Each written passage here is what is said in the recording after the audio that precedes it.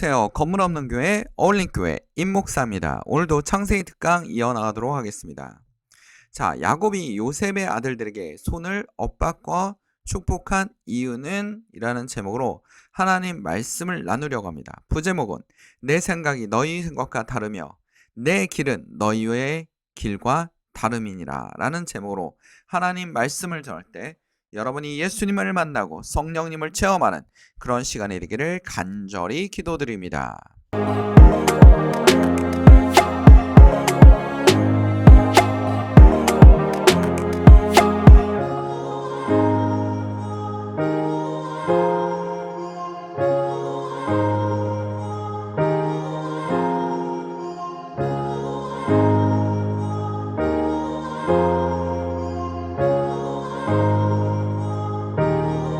이는 내 생각이 너희의 생각과 다르며 내 길은 너희의 길과 다름이니라. 여호와의 말씀이니라. 이는 하늘이 땅보다 높음같이 내 길은 너희의 길보다 높으며 내 생각은 너희 생각보다 높음이니라. 이사야 55장 8절에서 9절 말씀입니다.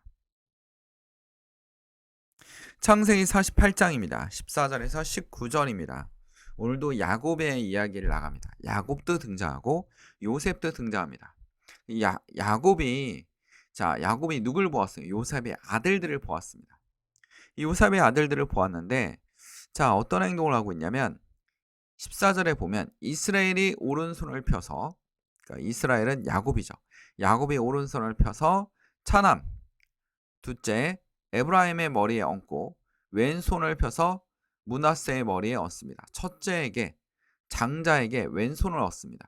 원래 이스라엘 법도에 의하면 장자에게 오른손을, 그리고 차남에게 왼손을 얹습니다. 근데 지금 야곱은 반대로 얹었어요. 그 이유에 대해서 15절에 이렇게 얘기하고 있습니다. 그가 요셉을 위하여 축복하여 이르되 내 조부 아브라함과 아버지 이삭이 섬기는 하나님, 나의 출생으로부터 지금까지 나를 기르신 하나님, 나를 모든 환난에서 건지신 여호와의 사자께서 이 아이들에게 복을 주시며 이들이 내 이름과 내 조상 아브라함과 이삭의 이름으로 칭하게 하시오며 이들이 세상에서 번식되게 하시기를 원하나이다.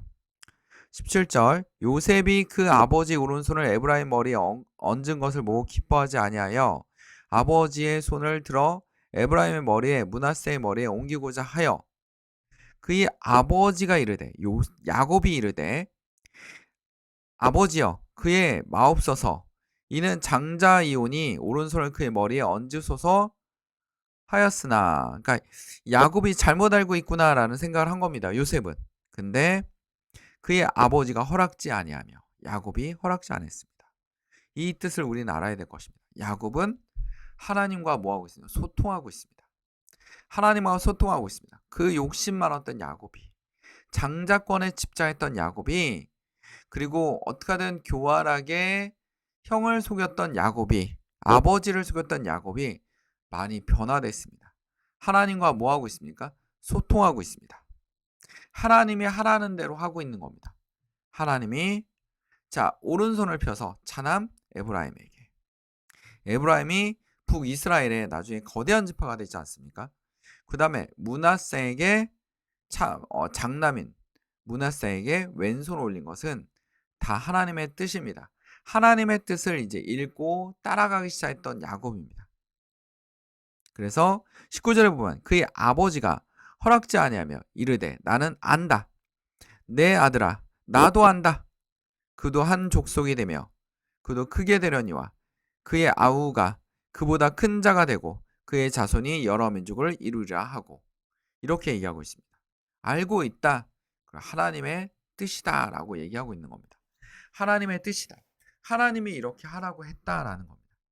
야곱이 믿음이 굉장히 많이 성숙됐고 하나님의 길을 가는 그런 나이의 경지에 오른 겁니다. 우리의 믿음도 나이가 들수록 성숙되고 하나님을 이해할 수 있는, 하나님의 명령에 순종하는, 하나님의 길을 따라가는 그런 모습을 보일 필요가 있다라는 겁니다. 우리는 어떻게 신앙생활을 하고 있습니까? 나이 들수록 신앙이 쇠퇴하고 있습니까? 아니면 다른 길로 가고 있습니까? 아니면 하나님을 바라보고 있습니까? 오직 예수 그리스도를 외치고 있습니까? 우리는 분명하게 알아야 됩니다. 나이 들수록 하나님과 소통하고 하나님의 뜻을 이해할 수 있는 하나님의 뜻을 우리는 하나님의 뜻을 모두 다 이해할 수 없습니다. 우리는 하나님의 길을 하나님께 지시받았을 때 그냥 갈 뿐입니다. 순종했을 때 갈 뿐입니다. 하나님이 하라는 대로 갈 뿐입니다. 그게 우리의 모습입니다.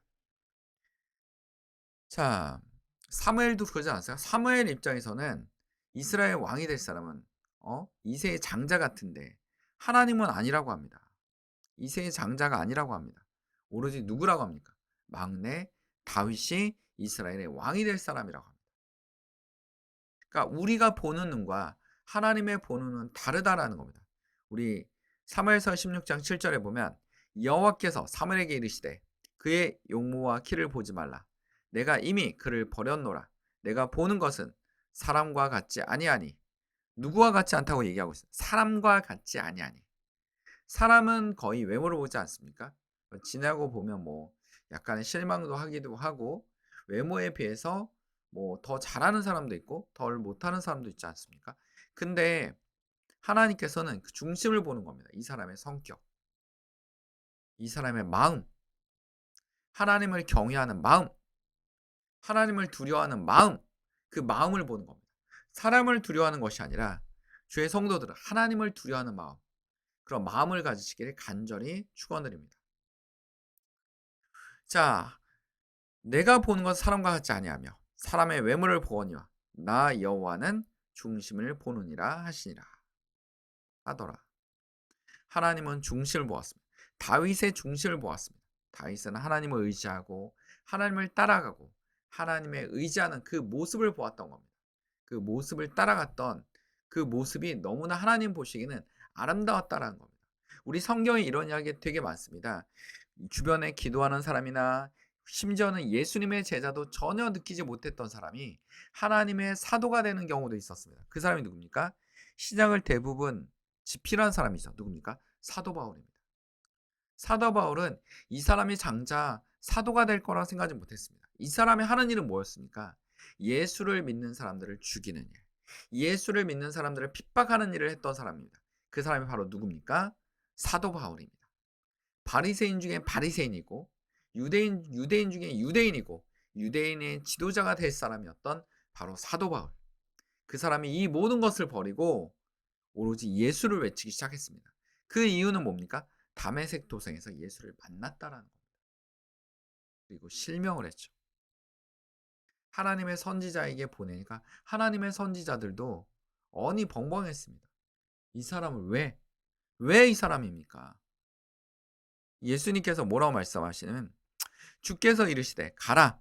이 사람이 내 이름을 이방인과 임금들과 이스라엘 자손들에게 전하기 위하여 택한 나의 그릇이니라. 누구에게 전해요? 이방인과 임금들과 이스라엘 자손들에게. 사도 바울이 없었다면 예수 그리스도는 유럽 전체로 전파되지 못했을 것입니다. 사도 바울은 로마의 길을 잘 이용했습니다. 로마의 중요 도시들을 집중적으로 타겟했습니다. 그리고 거기다 뭘 세웠습니까? 하나님의 교회를, 성도들을 만들었다라는 거죠. 하나님의 성도들의 공동체를 만들어냈습니다. 하나님의 교회를 세웠습니다. 곳곳에 하나님의 교회를 세우고 로마가 하나님을 국교화하자. 콘스탄티누스 황제가 AD 313년에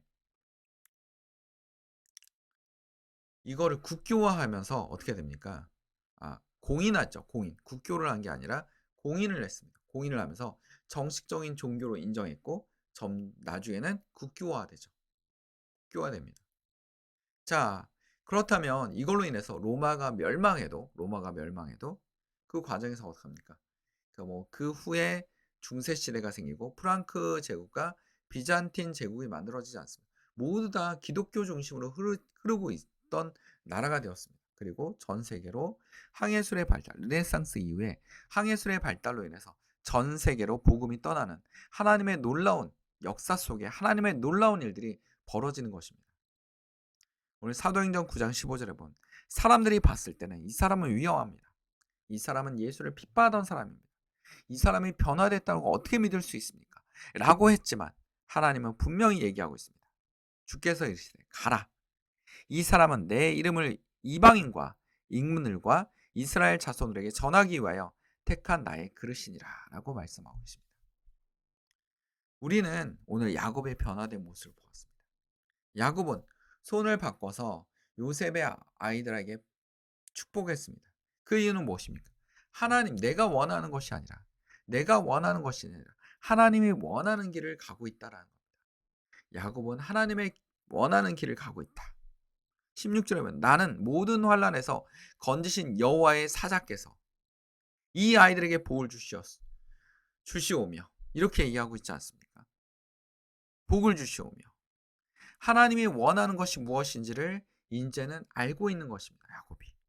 그래서 야곱이 하는 대로 축복하지 않습니까? 하나님의 뜻은 굉장히 어렵기도 합니다. 예수님에게 내려진 하나님의 뜻은 얼마나 힘들었습니까? 가서 십자가를 져라.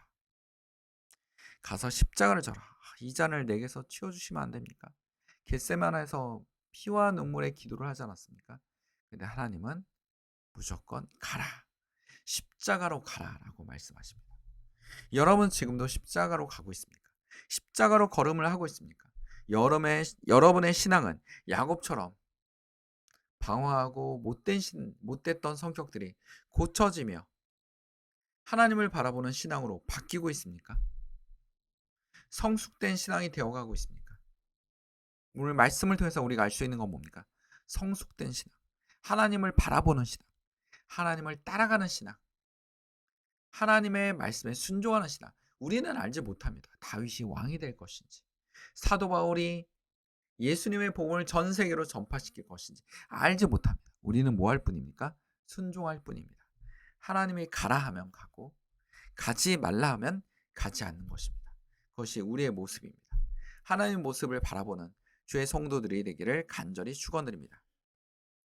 이 말씀을 기억합시다. 이는 내 생각이니 너희 생각과 다르며 내 길은 너희 길과 다릅니다. 여호와의 말씀이라. 이는 하늘이 땅보다 높은 같이 내 길은 너희 길보다 높으며 내 생각은 너희 생각보다 높음이라. 이사야 55장 8절에서 9절 말씀입니다. 오늘도 하나님께 다 같이 기도드리겠습니다. 사랑하는 충만하신 아버지, 우리가 주의 뜻을 분별하게 하시고 주에게 순종하게 하시고 주님을 따라가게 하시고 주님을 붙잡는 주의 성도들이 되게 해 주시옵소서. 어둠의 영이 떠나가며 예수 그리스도의 복음이 우리 가운데 임하게 하여 주시옵소서. 질병이 치료되게 하시고 하나님의 역사가 우리 가운데 이루어 주시옵소서. 하나님의 길을 따라가는 주의 종이 되게 하시고 오늘도 식탁 위에 음식이 떨어지지 아니하며 하나님께 감사하는 주의 성도들이 되게 하여 주시옵소서. 이 모든 것을 우리를 사랑하시는 예수 그리스도 이름으로 기도드립니다. 아멘. 하나님께 영광의 박수를 올립니다. 건물 없는 교회 어울림교회 말씀 창고였습니다.